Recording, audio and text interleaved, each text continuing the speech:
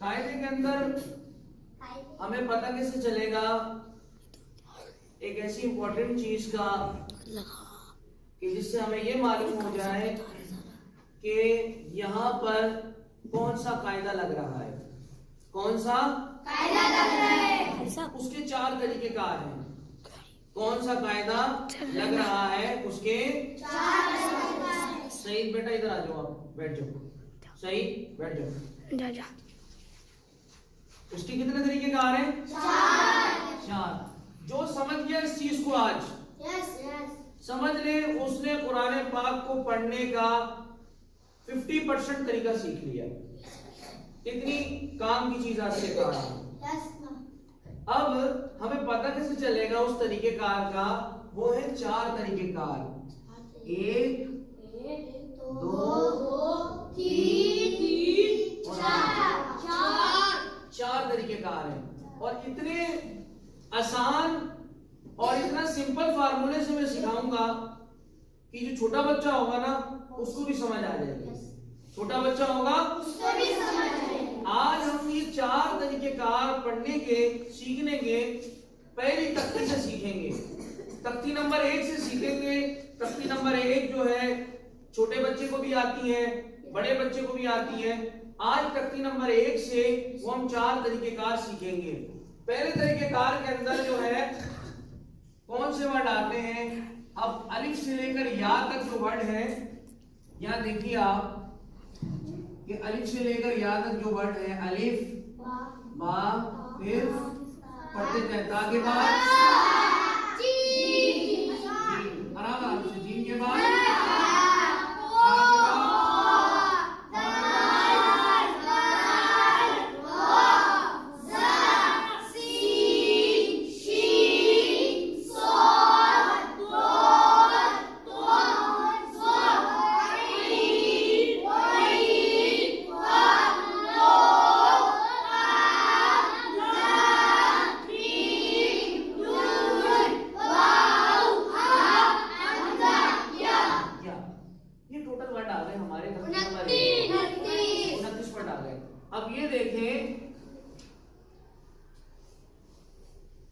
अब ये देखिए आप इन 29 वर्ड के अंदर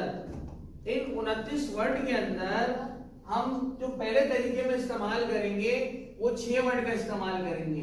पहली लाइन में से हम हा लेंगे, खा ले लेंगे, ठीक है। दूसरी लाइन में से हम कोई नहीं ले रहे।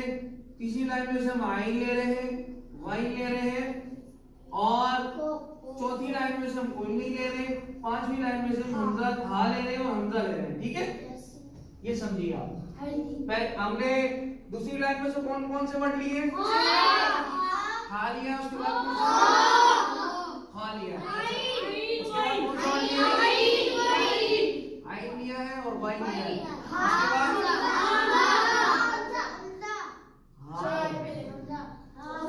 बाद पहला तरीका समझने के लिए हमने तख्ती नंबर 1 में से 6 अल्फाज लेंगे कि उन लोगों के लिए जिन बेचारों को नहीं पता, ठीक है। जिनको नहीं पता उनको आप सीखने दें, बीच में मत बोलें, ठीक है। तख्ती नंबर 1 में से हमने 6 वर्ड ले लिए पहला तरीका सीखने के लिए। अब दूसरा तरीका सीखने के लिए हम फिर वर्ड लेंगे। अब ये देखिए आप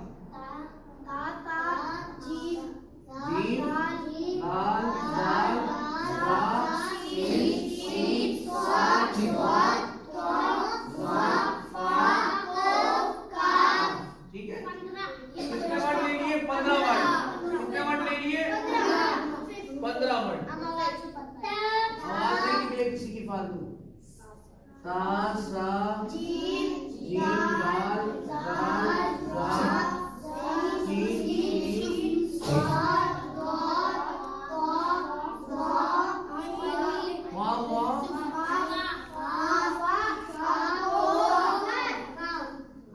ठीक है, सारे वर्ड आ गए। अच्छा, 2 तरीके सीख लिए हमने। दूसरे तरीके के हमने अल्फाज दिए। अभी तरीके पे नहीं जा रहे हम।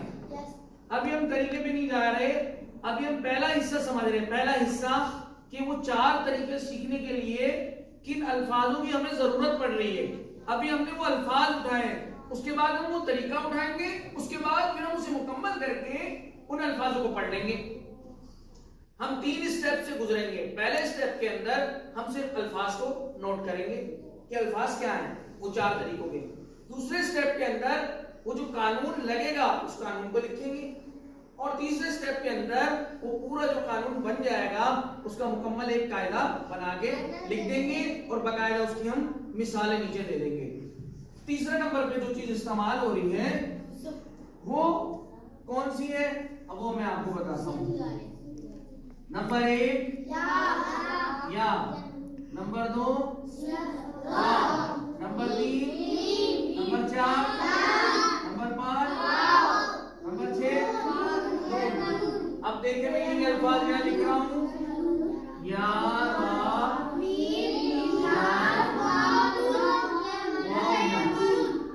ठीक है, अल्फाज यहाँ लिख रहा हूँ, नोट करें।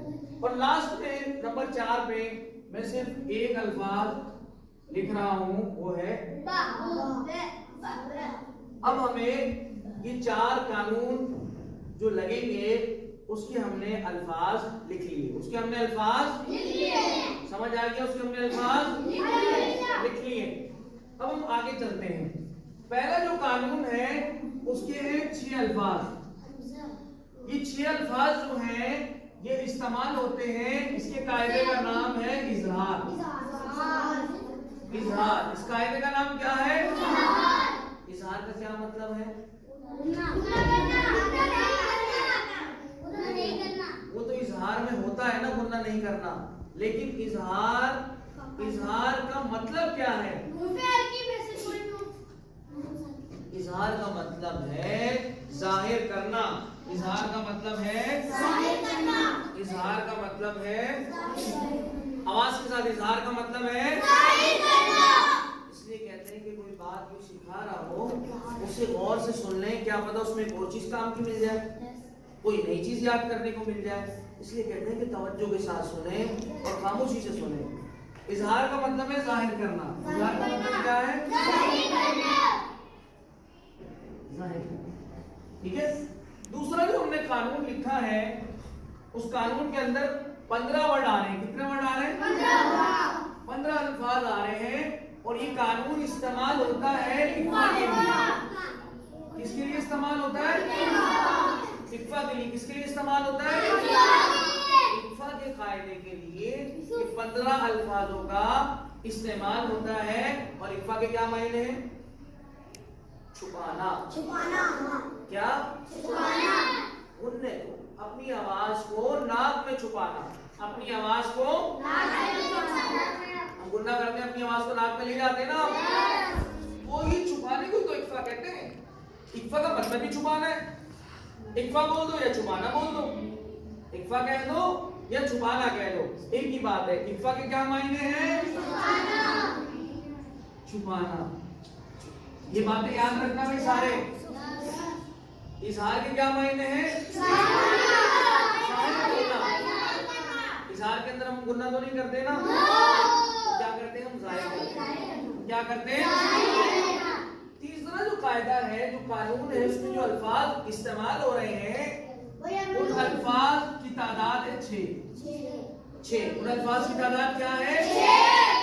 इधर तवज्जो दें सारे, इधर तवज्जो दें, पीछे नहीं देखें, इधर तवज्जो दें। वो 6 जो तादाद है और ये जो अल्फाज हैं ये इस्तेमाल होते हैं इदगाम के कायदे में। किसके कायदे में? किसके कायदे में इस्तेमाल होंगे? 6 अल्फाज इस्तेमाल होंगे इदगाम के कायदे के अंदर। और इदगाम का क्या मायने हैं? इदगाम के मायने हैं दाखिल होना। एक अल्फाज, एक आवाज को दूसरी आवाज में मिक्स कर देना, दाखिल होना। इदगाम के क्या मायने हैं? दाखिल होना। एक अल्फाज को दूसरे अल्फाज के अंदर दाखिल कर देना।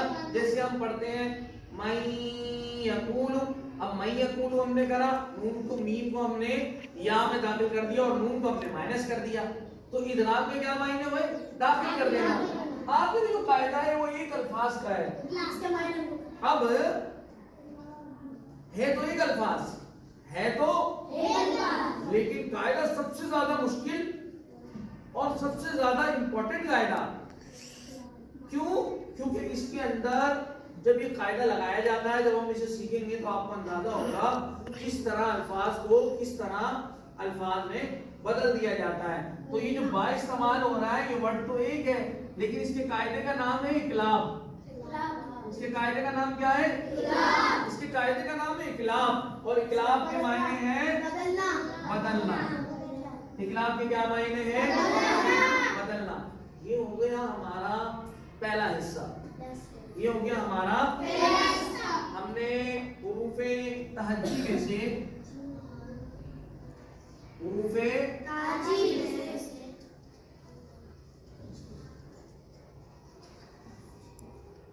तहज्जी में से हमने 29 हुरूफ के अंदर से हमने जो 29 हुरूफ के अंदर से जो हमने 4 कानून लगने थे उनके हुरूफ निकाले। उनके हुरूफ निकालने के बाद हमने उनके कायदे निकाले। उनके कायदे निकालने के बाद हमने उनके मायने निकाले। मायने निकाले। अब ये जो 4 कायदे हैं, ये जो चार कायदे हैं, इनका ताल्लुक सिर्फ 2 चीजों से है। इनका ताल्लुक सिर्फ 2 चीजों से। बड़ी हैरानी की बात है, कायदे इतने बड़े बड़े, अल्फाज इतने ज्यादा, लेकिन इनका ताल्लुक सिर्फ 2 चीजों से है। किससे? नंबर 1, इनका ताल्लुक है नून साकिन, और नंबर 2 इनका ताल्लुक है तनवीन से। इनका ताल्लुक है तो नून साकिन को भी इंशाल्लाह हम अपने चैप्टर के अंदर सीखेंगे। और अगला जो हमारा नेक्स्ट पीरियड होगा उसके अंदर हमारा जो कल का पीरियड होगा, यहाँ तक रही बात मुकम्मल, ताकि आप लोगों को याद भी करना है, इसे समझना भी है। अब हम सीख इतना सारा ले, सिखाने में तो कोई मसला नहीं है, सारा दिन ही सिखाता रहे, लेकिन मसला है याद करने का। असल चीज है याद करना, तो उतना समझो जितना याद हो सके। तो इसे जो हमने ये हिस्सा है, पहला हिस्सा, वो हम यहाँ तक अपने चैप्टर को लेकर आ गए हैं। इससे आगे हम ये सीखेंगे कि नून साकिन क्या है, नून साकिन कैसे होता है, नून साकिन क्यों होता है, और नून साकिन होने की वजह क्या है, किस वजह से नून साकिन होता है, तनवीन क्या चीज है, तनवीन क्यों होती है, और तनवीन किस वजह से होती है, और जिस पर तनवीन आ जाए उसको क्या कहते हैं। तो ये तमाम चीजें सीखने के बाद हम दोबारा अपने इन 4 कानून के ऊपर वापस आएंगे और इन 4 का आसान हो जाए। सल्लु अलल हबीब।